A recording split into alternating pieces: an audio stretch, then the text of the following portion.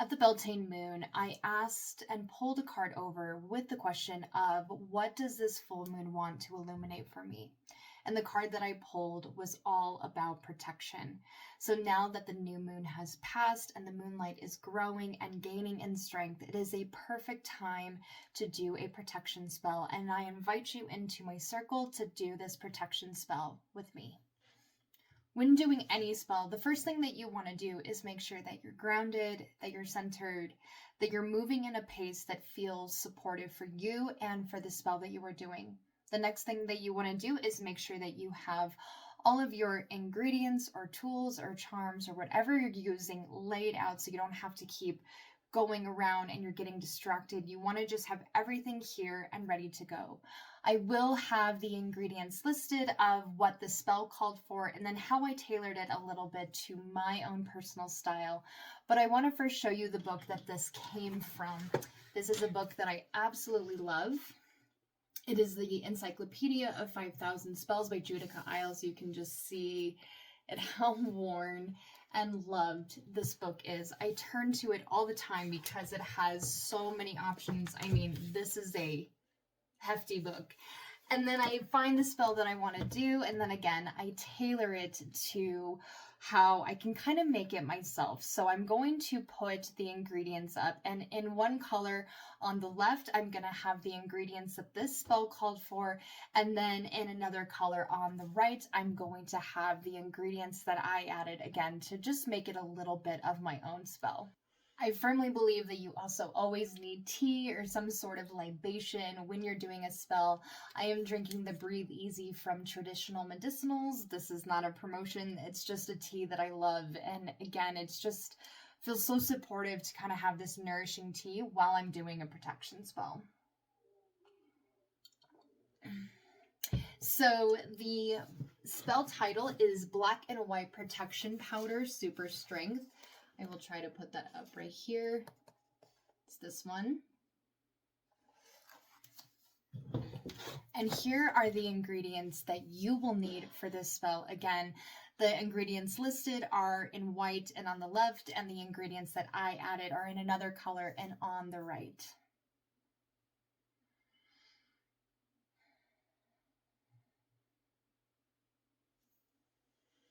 So before we go too far into the spell, I invite you to go grab a cup of tea so you can again sit here in this supportive sacred space. I also want to take a little time and talk about conjure bags, because conjure bags are what we're going to be using to hold our spell. Now, conjure bags are just that. They're little bags. They are also known as mojo bags or gree-gree. They originate from the African American tradition of hoodoo. They are also called a wearable prayer, which I think is so beautiful. But these are small, inconspicuous pouches that you literally place every single item that you want for your spell inside, and then you leave it. Now, I am using a black one, but I will say I usually tend to want mojo bags that are more opaque in fabric where you can't see through them, and there's a couple reasons for that. The first is because once you put your items in the spell and you do the spell, you want to leave it alone, and it's much easier to leave it alone if we can't see what's inside. We can't really constantly kind of come back and be reminded of this. We want to do it and then leave it alone. We don't want to be fiddling with this. We don't want to be pulling the things out, opening the bag, constantly. But I will always, first and foremost, advocate for being resourceful and for using what you have. And this is what I have, so that is what we are going to be using. The other reason I also love for a more opaque fabric is because if you are in a space where you maybe don't feel comfortable having your spell casting, your witchcraft kind of out where people could see, you might want something that's a little bit more inconspicuous. And then if someone were just to glance in your purse or whatever, they would just see a little bag like this and they could think it's tampons and they would never want to look inside. You know what I mean? Unfortunately, for a lot of witches, they still kind of have to be in the broom closet, which is unfortunate. But if you just feel that you don't want to be open about that, that is entirely your choice. Please, first and foremost, make sure that you are safe and holding to boundaries that you need. So if you need for no one else to know that you are doing a spell like this, I would definitely make sure that you get an opaque one. And then once you do the spell, you could put it in your car, in your purse, in your desk at your office. You can really put them anywhere because, again, they're just so small and you can just tuck them away and they're just right there. And if you ever feel like you really need the magical intent of your spell, you can kind of grab it and just hold it. But again, we don't really want to be opening the bag. But if you need to just hold it for a moment to ground yourself back into the spell, you can absolutely do that. One other thing that I want to mention is that because we don't want to be fussing, fiddling, or again, just kind of constantly, taking the items in and out, set a time limit for this spell. Now, if you feel like the spell has returned to you in a quicker time, you could certainly, undo the spell once you feel it's done. I usually like to go for either a lunar cycle, or I like to go, like, if this is a protection spell with that light growing, that's why we're doing it now.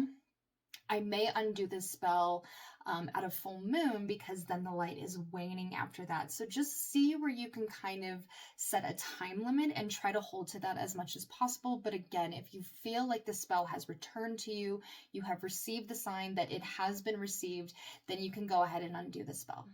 If you feel like the spell needs a little bit more time, you've done it for, let's say, from one full moon to the next full moon, but it's still not, kind of coming back to you, what you can do is then kind of just take the items out, kind of cleanse them, maybe recharge them, and then put them back in, and then wait another lunar cycle. So there are definitely options here, but again, we just want to make sure that we're not really fussing with this. We want to let the spell be. And that taps into a sense of having confidence in your spell. And that's, again, why I like to have a more opaque fabric, because we want to do the spell and have the confidence that as I will it, so mote it be. That I've done this and now it is going out into the universe, and I trust that it will be taken in and received and come back to me in the way that I need and in the way that I intended this spell for my highest good. Step 1 for this spell is to grind salt and peppercorn. Now, if you are going to do any sort of spell work, I highly recommend getting a mortar and pestle, because this is just something you will return to over and over and over again. I've had mine for so long and it's so beautiful. These can be a little pricey, but this is one of those items that I'm willing to pay up for because I know that if it's good quality, it's going to last. And I think I've had mine now for like 9 years and it is just perfect. You can find them online. You can find them in local metaphysical stores. You can find them in culinary stores. You can find them everywhere. If you do not have a mortar and pestle, you can use a blender. If you are going to continue to use a blender, though, then you want to make sure it's a blender that you're only using for magical purposes only. Because while this is salt and pepper and it's safe to consume, we salt all of our food with salt and pepper, other ingredients are not going to be something that you ever want to ingest, and you just don't want to take that chance. Even if you put it in the dishwasher, it's just better to just separate it. And that's why this is just such a better option, again, because I know that nothing that goes in this is ever going to be ingested by me. So it's just for my spells, for my magic, for my rituals, and for my craft only. So you want to grind up salt and peppercorns. I have added some extra ingredients into my powder. I added rosemary because rosemary is a very protective plant. I added some basil because I wanted, as much as I'm doing a protection spell, I wanted to also add in a little bit of receiving abundance from this protection spell that I'm doing. I also added in a sprig of mugwort in here because mugwort is also very psychically protective. So that's a good option too, especially at times where you feel like you're really anxious, maybe you can't sleep, you're really stressing. Some mugwort might be very, very helpful. So you grind all these up and then carefully you place it into your conjure bag.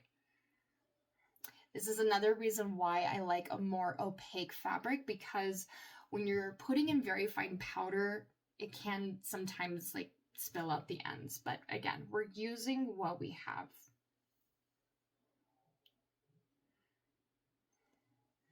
And again, it just made a huge mess. So what I might do is I might then put this in another bag like this to kind of help keep the powder in there as much as possible.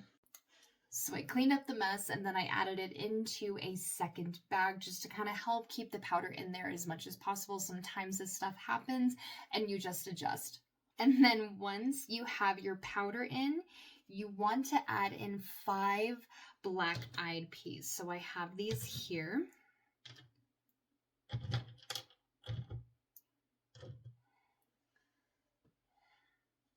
So then you just add them into the bag. After you have added in the black-eyed peas, you want to move into the next step, which is adding in pictures of the guardians of this spell. So for this spell, it calls for putting in a picture of a black Scottish Terrier. So cute. And then a West Highland White Terrier. Again, just adorable. And it says here, add your guardian spirits images of a black Scottish Terrier and a West Highland White Terrier, small dogs yet fierce, protective, and persistent. Use photographs, drawings, or small figurines. So I just printed these from my computer, and we're going to need to kind of fold them in to make them fit into this bag.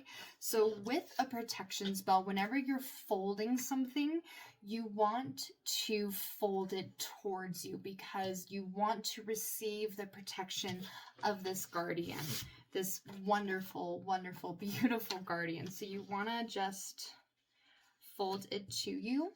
The opposite would be reversed if this is like a banishing spell or something that has an effect that you don't want. You would fold it away from you. So that I'm just going to flip it, fold it again towards me.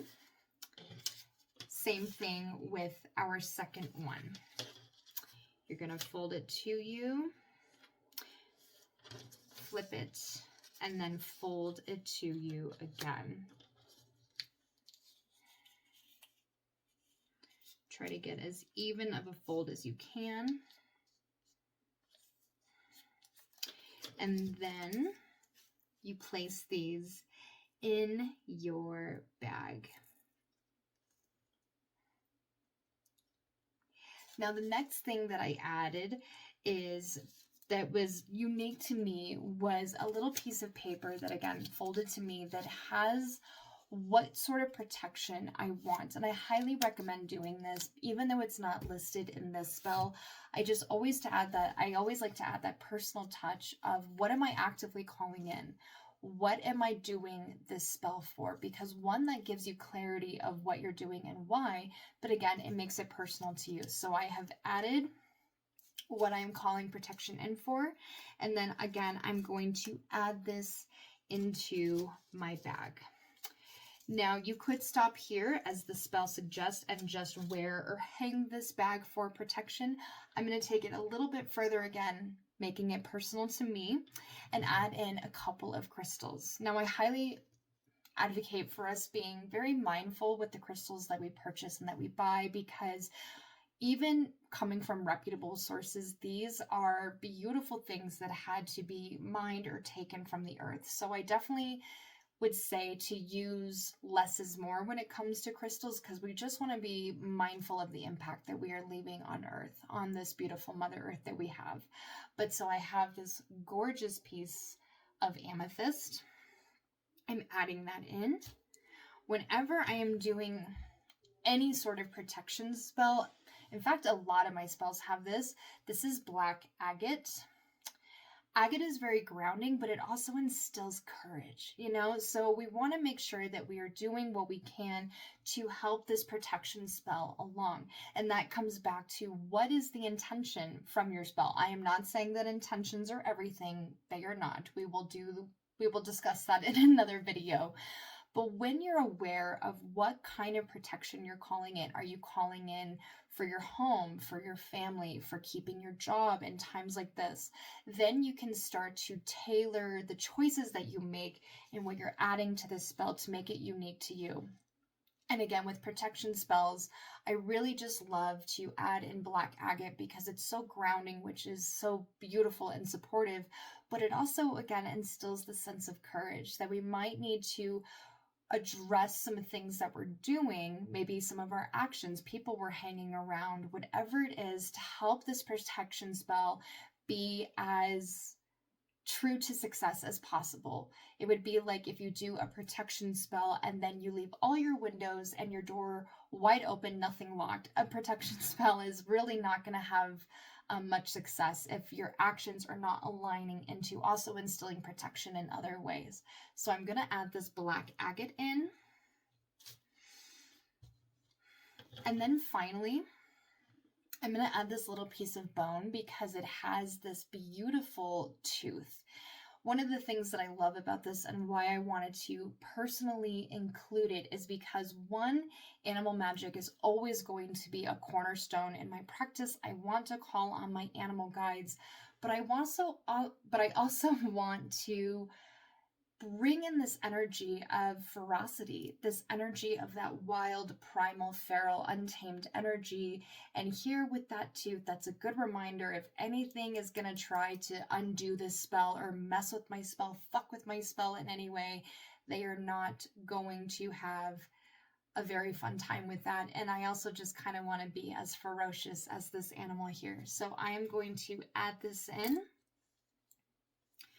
And then bring it to you. And if you feel like you're not ready to close it yet, that's totally okay.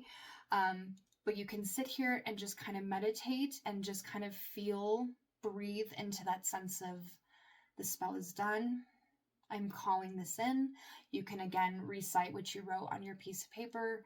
This sense of I am calling this in and this is why. Again, that's just going to be such an important aspect in spell casting because then you're rooted into the truth of your needs, of your priorities, and of why you're doing the spell that you're doing. So once you feel grounded, I'm just going to hold this for just a mere second. I know that this is YouTube, so I'm just going to hold this very briefly.